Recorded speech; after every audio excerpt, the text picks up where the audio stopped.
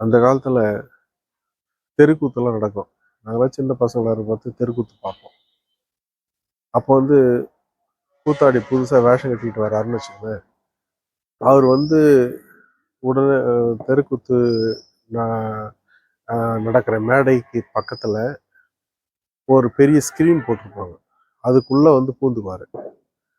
அதுக்குள்ளே பூந்துக்கிட்டு இந்த மேளதாளம்லாம் வாசிப்பாங்க. அவர் வந்து புதுசாக அதிகமாக அனுபவம் இல்லாததுனால முதல்ல வந்த உடனே உள்ள பாட எப்படி பாடுறாரு அப்படின்ட்டு பார்ப்பாங்க. அது கலரின்னு பேர் அதுக்கு. கலரிக்குள்ளே இருந்துக்கிட்டு பாடுவார். ஒரு 5 நிமிஷம், 3 நிமிஷம், 2 நிமிஷம் அது ஆளுக்கு தகுந்த மாதிரி பாடுவாங்க. நாங்களாம் வெளியே உட்காந்துட்டு பார்த்துட்டு கிடப்போம். புதுசாக வேஷம் கட்டிக்கிட்டு உள்ளே வந்து கலரிக்குள்ளே பாடிக்கிட்டு இருப்பாங்க. எப்படி பாடுறாரு, அவருடைய பர்ஃபார்மன்ஸ் எப்படி இருக்குது, நல்லா கொஞ்சம் ட்ரெயின் அப் ஆகிட்டு பாடு உடனே ஸ்க்ரீனை திறப்பாங்க. அப்புறம் வெளியே வந்து மேடையில் ஆடுவார். அதான் வழக்கம். அது கலரின்னு பேர். நம்மளுடைய சிஎம் சார், விஜய் சார் வந்து ஏறக்குறைய அது மாதிரி இப்போ ஆட்சி பொறுப்பேற்று ஏறக்குறைய ஒரு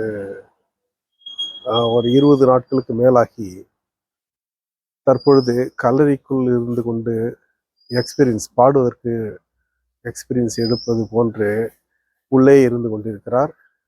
இன்னும் மக்களை வெளியே வந்து சந்திக்கவில்லை. மக்களை வெளியே வந்து சந்தித்தாரேனால்தான் மக்களுடைய குறைகளை அவர் நேரடியாக தெரிந்து கொள்ள முடியும். கல்லறை விட்டு வெளியே வந்து ஆட பார்த்து தான் ஜனங்க வந்து அவங்கள பார்த்து ரசிப்பாங்க. அவங்க நல்லா ஆடுறாங்களா என்னன்னு பார்ப்பாங்க.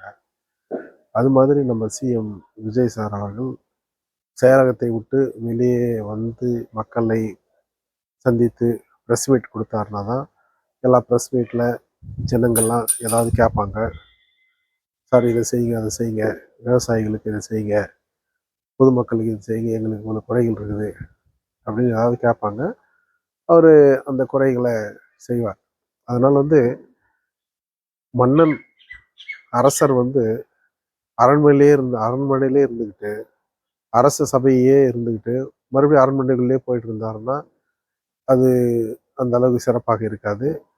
அவர் மக்களை சந்தித்து மாறு வேடங்களில், அந்த காலத்தில் மாறு வேடங்களில் மக்களை சந்திப்பார்கள். ஏன் மக்கள்லாம் எந்த மாதிரி இருக்கிறாங்க அப்படின்ட்டு போய் வெரிஃபை பண்ணுவாங்க அரசர்களாக. அது மாதிரி இந்த காலத்தில் வந்துட்டு மக்களை நேரடியாக சந்தித்து மக்களுடைய குறைகளை கேட்டார்களேனால்தான் உண்மையான மக்கள் பணிகளை அவரால் செய்ய முடியும் என்று நினைக்கிறேன். மக்கள் சந்தித்தாரானால் மிகவும் நன்றாக இருக்கும் என்றும் நினைக்கிறேன்.